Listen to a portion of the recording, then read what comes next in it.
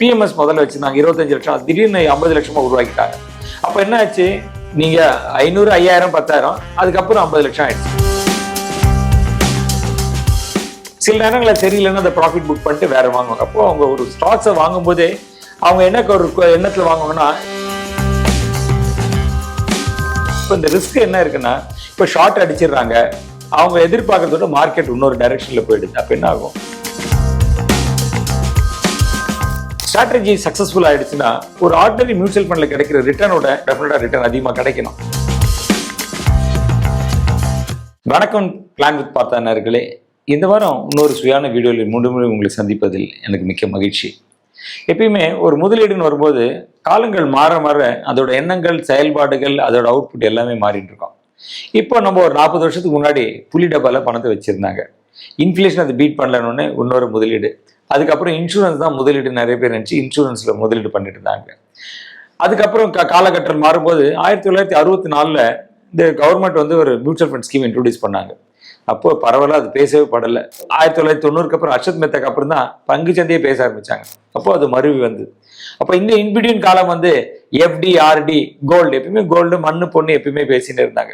இப்படிதான் இருந்தது. அப்போ ஒரு பரிமாண வளர்ச்சி வளர இன்னைக்கு என்ன ஆயிடுச்சு, ஜென்சிலாம் என்ன பேசுறாங்க, மியூச்சுவல் ஃபண்டு, ஸ்டாக்ஸ், இதை தான் பேசுறாங்க. கோவிட் வந்த அப்புறம் இவங்க எல்லாம் இதை பேச ஆரம்பிச்சுட்டாங்க.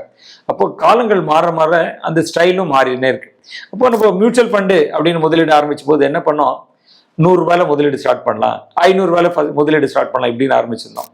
அப்போ அதோட பரிமாண வளர்ச்சி வேணும் இல்லை. அப்போ சில பேர் கேட்டாங்க, என்கிட்ட வசதி ஜாஸ்தி இருக்கு, நானும் எதுக்கு 500 ரூபாய் இன்வெஸ்ட் பண்ணேன், எனக்கு பெருசாக இன்வெஸ்ட்மெண்ட் பரவாயில்ல அப்படின்ட்டு. அப்போ என்ன பண்ணாங்க, PMS முதல்ல வச்சிருந்தாங்க 25 லட்சம், திடீர்னு 50 லட்சமா உருவாக்கிட்டாங்க. அப்போ என்ன ஆச்சு, நீங்க 500, 5000, 10,000, அதுக்கப்புறம் 50 லட்சம் ஆயிடுச்சு. இது வந்து ஒரு இண்டஸ்ட்ரி ப்ரெஷர் இருந்துனே இருந்து ரொம்ப வைடரா இருக்கு இந்த கேப். இது எதாவது பண்ண முடியுமா?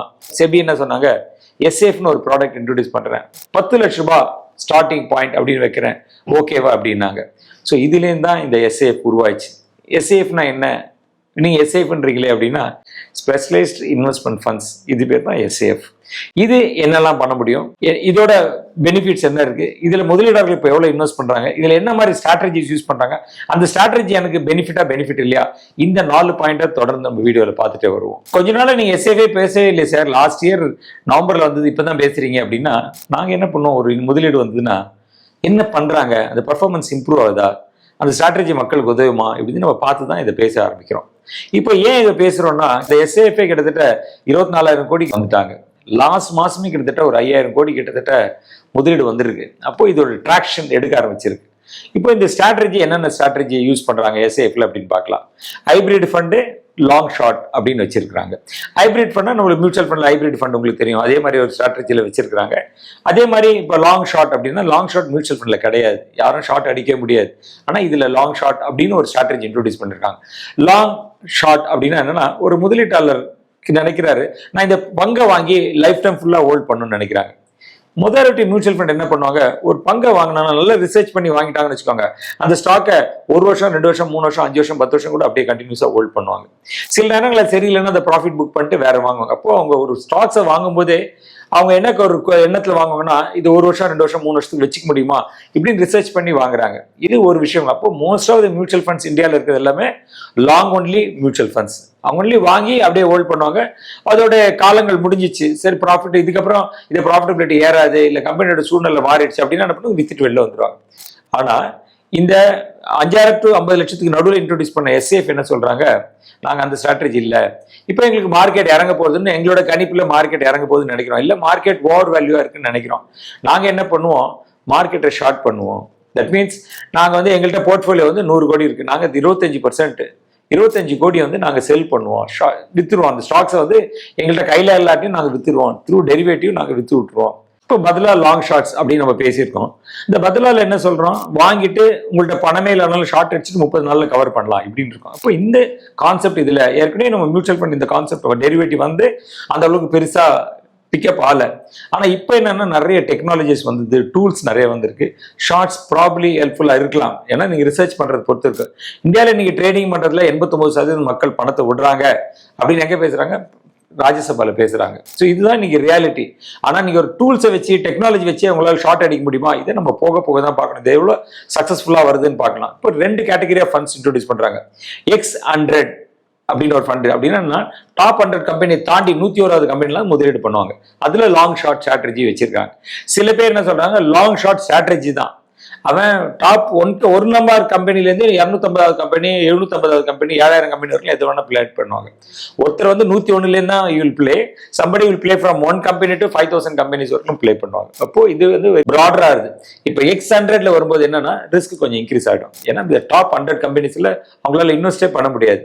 அப்போ அவங்க they will become aggressive. அப்போ somebody wants to invest X100 அப்படின்ற ஸ்ட்ராட்டஜிக்குள்ள போறவங்கன்னா நீங்க அதிக ரிஸ்க் எடுக்கிறவங்க அதுக்குள்ள போடலாம். இப்போ 1 to 7,000 இன்வெஸ்ட் பண்ணலாம். வெறும் லாங் அண்ட் ஷார்ட் இருக்குது. கொஞ்சம் ரிஸ்க் கம்மியா நினைக்கிற மனிதர்கள் கூட அதுல இன்வெஸ்ட் பண்ணலாம். அப்போ ப்ரிடாமினண்டா இப்போ என்ன கான்சென்ட்ரேட் பண்றாங்கன்னா மிட் அண்ட் ஸ்மால் கேப் தான் கான்சென்ட்ரேட் பண்றாங்க. இந்த SAFல நீங்க பாத்தீங்கன்னா நிறைய ரிட்டர்ன் எடுக்கணும்ட்டு அவங்களோட ஸ்ட்ராட்டஜியை மிட் அண்ட் ஸ்மால் கேப்ல தான் யூஸ் பண்றாங்க. இப்போ மிட் அண்ட் ஸ்மால் கேப்ல இன்வெஸ்ட் பண்ணும்போது என்ன இன்க்ரீஸ் ஆகும்? டெஃபினட்டாக ரிஸ்க் ஃபேக்டர் இன்க்ரீஸ் ஆகும். இந்த ரிஸ்க் ஃபேக்டர் நீ எவ்வளோ எடுக்கலாம், எவ்வளோ ரிட்டர்ன்ஸ் பண்ணலாம், இதை தொடர்ந்து நம்ம பார்த்துட்டே வருவோம். இப்போ நம்ம இந்த வீடியோ பேசிட்டே இருக்கும்போது டோட்டல் முதலீட்டாளர் இருந்த SAFல எவ்வளோ இருக்காங்கன்னா கிட்டத்தட்ட 95,000 முதலீட்டாளர்கள் இப்போ ஆல்ரெடி வந்துட்டாங்க. ஸோ அதனால தான் நம்ம இப்போ இது பேசலாம் அப்படின்னு ஆரம்பிச்சிருக்காங்க. இவ்வளோ இன்வெஸ்டர்ஸ் காமிக்கிறாங்க, ட்ராக்ஷன்ஸ் இருக்கு. அப்போ நம்மள முதலீட்டாளர் நம்ம சேனலில் பார்க்குறவங்களுக்கு இந்த இன்ஃபர்மேஷன் போகணும்னா இப்போ நம்ம ஆரம்பிச்சிருக்கோம். ஏன் 10 லட்சம் சொன்னதுக்கு நம்ம ஆல்ரெடி சொல்லிட்டேன். ஏன் 10 லட்சம் 5 லட்சம் வைக்கக்கூடாதுன்னா, இல்லை கவர்மெண்ட் ஹவ் டிசைட் 5,000 இருக்கு SIPல, இல்லை 100 இருக்கு மியூச்சுவல் ஃபண்ட்ல, 500 இருக்கு, 50 lakhs இருக்கு. அந்த கேப் ஃபில் பண்ணுறா வந்திருக்காங்க. இப்போ இந்த ரிஸ்க் என்ன இருக்குன்னா, இப்போ ஷார்ட் அடிச்சிடுறாங்க, அவங்க எதிர்பார்க்கறதோட மார்க்கெட் இன்னொரு டைரக்ஷன்ல போயிடுது. அப்ப என்ன ஆகும்? பயங்கரமான லாஸ் ஆகும். அவங்க என்ன பண்ணுவாங்க, 2 ஸ்ட்ராட்டஜி யூஸ் பண்ண வேண்டியதா இருக்கும். ஒன்னு வந்து ஷார்ட் அடிப்பாங்க, இண்டெக்ஸ் வச்சு ப்ரொடெக்ட் பண்ணி வச்சுப்பாங்க. ஏன்னா திடீர்னு இண்டெக்ஸ் ஏறிடுதுன்னு வச்சுக்கோங்க, அப்ப இண்டெக்ஸ்ல பணம் வந்துடும். ஏன்னா பர்டிகுலர் ஸ்ட்ராட்டஜியில ஃபெயிலியர் ஆயிடும், ஆனால் இண்டெக்ஸ்ல வரும். அப்போ என்ன லாஸ் மினிமைஸ் பண்ணலாம். இது ஒன்று இருக்கு. இப்போ மார்க்கெட் இறங்க போகுதுன்னு வச்சுக்கோங்க. இப்போ ஃபார் எக்ஸாம்பிள் கோவிட் போது மார்க்கெட் இறங்குற சூழ்நிலை இல்லை, மார்க்கெட் இறங்குறதுன்னு இவங்க டிசைட் பண்ணாங்க. உடனே அவங்க வந்து ஸ்டார்ட் அடிச்சு வச்சிருவாங்க. 25% மார்க்கெட் இறங்கணும் போது கவர் பண்றாங்கன்னு வச்சுக்கோங்க. போட்டு எவ்வளோ ஆகும்? இந்த போர்ட்ஃபோலியோ 25% to 25% ரிட்டர்ன் கிடைக்கும். கிட்டத்தட்ட அவங்களுக்கு வந்து 6-7% ரிட்டர்ன் அதிலே எடுக்கிறதுக்கான சாதிக்குள் இருக்கும். பிகாஸ் 25% ஆஃப் 25% வெயிட்ல எடுக்கிறதுனால. ஸோ எக்ஸ்ட்ரா சும்மா இருக்கிறதுக்கு அவங்க இறங்கணும் மார்க்கெட் தெரிஞ்சு வித்துட்டு திருப்பி போய் வாங்கினா பண்ணலாம். ஸோ இந்த மாதிரி பண்றதுனால என்ன இருக்கும், ஸ்ட்ராட்டஜி சக்சஸ்ஃபுல் ஆயிடுச்சுன்னா ஒரு ஆர்டினரி மியூச்சுவல் ஃபண்ட்ல கிடைக்கிற ரிட்டர்னோட இதுல டெஃபினட்டா ரிட்டர்ன் அதிகமாக கிடைக்கணும். ஏன்னா இந்த ஸ்ட்ராட்டஜி யூஸ் பண்ணுங்க. அந்த ஸ்ட்ராட்டஜியை ரிவர்ஸ் ஆகி ஃபெயிலியர் ஆயிடுச்சுன்னா மியூச்சுவல் ஃபண்டை விட இது ரிட்டர்ன்ஸ் குறையறதுக்கான சாதிக்குள் இருக்கு. இதுதான் இந்த லாங் அண்ட் ஷார்ட்டோட ஸ்ட்ராட்டஜி. இதே ஹைபிரிட்ல என்ன ஸ்ட்ராட்டஜி சொல்றாங்க, வெறும் மியூச்சுவல் ஃபண்ட்ல இருக்க நாங்க இங்க டிஃபென்சிவா போகும், எங்களால இது ப்ரொடெக்ட் பண்ண முடியும், டவுன் சைடு எங்களால ப்ரொடெக்ட் பண்ண முடியும், வேற ஹைபிரிட் அக்ரெசிவ் ஹைபிரிட் மியூச்சுவல் ஃபண்ட்ல ப்ரொடெக்ட் பண்ண முடியாது அப்படின்றாங்க.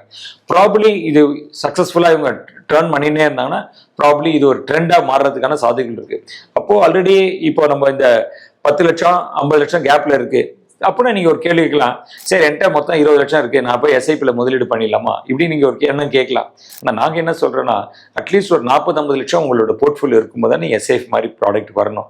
ஏன்னா ஒரு ப்ராடக்ட் வந்து உங்களோட போர்ட்ஃபோலியோல 25% இருக்குன்னு வச்சுக்கோங்க, அது தப்பாச்சுன்னா உங்களோட 25% ஆஃப் போர்ட்ஃபோலியோ ரிட்டர்னும் இம்பாக்ட் ஆகிடும். அதனால நீங்க ஒரு 50 லட்சமாச்சும் உங்கள்கிட்ட போர்ட்ஃபோலியோ வேல்யூ பில்ட் ஆகிறவர்கள் நீங்க SIP பக்கம் வராமல் இருக்கிறது பெட்டர்னு நான் நினைக்கிறேன். ஏன்னா அதுதான் ஒரு ஸ்ட்ராட்டஜி நாங்க யூஸ் பண்றோம். இப்போ எங்களோட இன்வெஸ்டர் முதலீட்டாளருக்குலாம் 50 லட்சம் கீழே இருக்கவங்களுக்கு யாருக்கும் நாங்கள் SIP இன்ட்ரோடியூஸ் பண்ண போறது இல்லை. நாங்க அது 6 மாசம் 1 வருஷம் பார்த்துட்டு தான் பண்ணோம். எப்பயுமே எங்களோட என்னன்னா, நாங்க ஒரு முதலீட்டாளர் எடுத்துட்டு வரும்போது அவர் முதலீட்டாளரும் நாங்க பாக்குறது இல்லை, எங்க ஃபேமிலி மெம்பர் மாதிரி பாக்குறோம். அப்போ நாங்க அவங்கள்ட்ட கொஞ்சம் உரிமை எடுத்தே பேசுவோம். எங்கள்கிட்ட இருக்க 1200 கிளைண்ட்ஸ் கிட்ட நாங்க எப்பயுமே ஃபேமிலி மெம்பரா தான் பேசுவோம். அவங்களுக்கு எது பெனிஃபிட்டோ அதுதான் பேசுவோம். இப்போ இந்த SIP ஆரம்பிச்சே நீங்க பாத்தீங்கன்னா நான் அக்டோபர் நவம்பர்ல ஆரம்பிச்சது. நாங்க ஃபர்ஸ்ட் பிசினஸே இப்பதான் ஃபர்ஸ்ட் எங்க ஒரு முதலீட்டாளருக்கு கொடுத்துருக்கோம். ஒரு 3-4 days இருக்கும், அவ்வளவுதான் கொடுத்துருக்கோம். ஏன்னா நாங்க வெயிட் பண்ணிட்டே இருந்தோம். ஏன்னா சில ஃபண்ட்ஸ் வந்து இப்ப சொல்றாங்க 16% ரிட்டர்ன் கொடுத்துருக்கு சின்ஸ் இன்செப்ஷன், லெஸ் தென் 1 yearல 16%. இதெல்லாம் நம்ம வந்து ரொம்ப வெயிட்டேஜ் நாங்க கொடுக்க மாட்டோம். ஏன்னா பிகாஸ் 1 year பர்ஃபார்மன்ஸ் பண்ணலாம் டியூ டு மார்க்கெட் பொசிஷன். அவங்க என்ட்ரி பீரியட் வந்து க்ளோஸ் ஈரான் வார்ல பண்ணியிருக்கிறாங்க. அப்போ அதோட ரிட்டர்ன்ஸ் வரலாம் இல்லையா? ஸோ அப்படின்னு ஒரு முதலீடுன்ற போது நாங்கள் ரொம்ப அப்சர்வ் பண்ணி, ஏன்னா பிகாஸ் எங்களோட ஃபேமிலி மெம்பர்ஸ் மாதிரி இவங்க எங்களோட லாங் டேர்ம் இருக்காங்க. எங்கள்கிட்ட அட்ரிஷன் ரேட்லாம் பார்த்தீங்கன்னா லெஸ் தென் 0.5% இருக்காங்க. இவ்வளோதான் எங்கள்கிட்ட வெளில போயிருக்காங்க. ஸோ இந்த மாதிரி ஒரு ஃபேமிலி மெம்பர் போர்ட்ஃபோலியோ நாங்கள் பண்ணும்போது இந்த மாதிரி ஒரு கேர் எடுத்து தான் நாங்கள் இன்வெஸ்ட் பண்ணுறோம். இந்த வீடியோ பார்த்துட்டு இருக்கீங்க, ஏன்னா ஒரு சைசபிள் போர்ட்ஃபோலியோ வச்சிருக்கேன், நானும் SIPல முதலீடு பண்ணணும்னு நீங்கள் ரொம்ப ஆசைப்படுறீங்க இந்த வீடியோ பார்த்த அப்புறம். அப்போ என்ன பண்ணுங்க, டேரெக்டாக எங்களை தொடர்பு கொள்ளுங்க. உங்களோட ரிஸ்க் ப்ரொஃபைலுக்கும் உங்களோட கரண்ட் போர்ட்ஃபோலியோக்கும் SIP ஃபிட் ஆகுமா ஃபிட் ஆகாதான் நாங்கள் பார்க்குறோம். அதோட உங்க எக்ஸிஸ்டிங் போர்ட்ஃபோலியோ நாங்கள் ரிவ்யூ பண்ணுறோம். எக்ஸிஸ்டிங் போர்ட்ஃபோலியோ ரிவ்யூ பண்ண அதில் ஏதாவது தப்பு பண்ணியிருந்தீங்கன்னா அந்த போர்ட்ஃபோலியோ ரிவ்யூ நாங்கள் பண்ணிட்டு எஸ்ஏஎஃப் உங்களுக்கு உகந்தது இல்லையா, உகந்ததுன்னா எடுத்துக்கலாம். எஸ்ஏஎஃப் தாண்டி நீங்க பிஎம்எஸ்க்கும் எலிஜிபிள் அப்படின்னா நான் உங்களுக்கு பிஎம்எஸ்லயும் இன்வெஸ்ட் பண்றதுக்கு ஐடியா கொடுப்போம். அப்போ உங்களோட எக்ஸிஸ்டிங் மியூச்சுவல் ஃபண்ட் போர்ட்ஃபோலியோ நான் ரிவ்யூ பண்ண மாதிரி ஆயிடும். அதோட எஸ்ஏஎஃப் ஆட் பண்ற மாதிரியும் ஒரு சூழ்நிலை ஆயிடும். பிஎம்எஸ் ஆட் பண்ணாலும் பிஎம்எஸ் ஆட் பண்ண உங்களோட போர்ட்ஃபோலியோ ஆல்ரெடி 2 crore இருக்குன்னு வச்சுக்கோங்க. You definitely can add PMS to your portfolio. ஏன்னா நாங்கள் 2 crore மேலே இருக்கிற முதலீட்டாளருக்கு தான் பிஎம்எஸ் ஆட் பண்ண சொல்றோம். அப்போ பிஎம்எஸ் உங்களுக்கு ஆட் பண்ண மாதிரி. அப்போ ஒரு எஸ்ஏஎஃப்க்கு நீங்க முதலீடு வரும்போது 3 பாயிண்ட் நம்ம பண்றோம். உங்களோட மியூச்சுவல் ஃபண்ட் போர்ட்ஃபோலியோ ரிவ்யூ பண்ணிடுறோம். உங்களுக்கு உங்க ரிஸ்க்கு எஸ்ஏஎஃப் ஒர்க் அவுட் ஆகுமா ஒர்க் அவுட் ஆகான்னு தெரியல. எஸ்ஏஎஃப் தாண்டி நீங்க பிஎம்எஸ் பண்ணா பண்ணிடலாம். ஸோ இந்த மாதிரி 3 காம்பினேஷன் உங்களோட முதலீட்டுக்கு உங்களுக்கு வேணும்னா கீழே கொடுத்துருக்க நம்பரை காண்டாக்ட் பண்ணுங்க. எங்களை தொடர்பு வந்தோம்னா உங்களை ரிஸ்க் எல்லாம் எவாலுவேட் பண்ணி உங்களோட போர்ட்ஃபோலியோ ரிவ்யூ பண்ணி உங்களுக்கு தேவையான ப்ராடக்ட்டை எங்களால் சஜஸ்ட் பண்றதுக்கான சாத்தியக்கூறு இருக்கு. அதனால நீங்க இந்த வீடியோ பார்த்துட்டீங்க, எங்களோட உறவுகள் வச்சுக்கணும் அப்படின்னா என்ன பண்ணணும், சிம்பிள் கீழே இருக்க நம்பரோட இருந்தால் எங்களோட உறவுகள் வந்துடலாம். எங்க 1200 இன்வெஸ்டர் முதலீட்டு ஃபேமிலியுள்ள நீங்களும் ஜாயின் பண்ணணும்னா சிம்பிளான விஷயங்கள் எங்களோட ஜாயின் பண்ணுங்க. இந்த சேனலை சப்ஸ்கிரைப் பண்ணிக்கோங்க. இந்த மாதிரி சுயா நியூஸ் உங்களை எப்படியே வந்துட்டே இருக்கும். உங்க ஃப்ரெண்டு எஸ்ஐஎஃப்ல இன்வெஸ்ட் பண்ண இதை பத்தி ரொம்ப நாளாக அவர் ரொம்ப பேசுறாரு உங்களோட அப்படின்னா என்ன பண்ணுவீங்க, சிம்பிள் இந்த வீடியோக்கு அவர் ஃபார்வர்ட் பண்ணிட்டீங்கன்னா அவருக்கு அது இன்ட்ரெஸ்ட் ஆகும். அவரும் எங்களை தொடர்பு கொள்றதுக்கான ஈஸியா இருக்கும். This is Suresh Parsadi, certified financial planner, AMFI registered mutual fund distributor, signing off.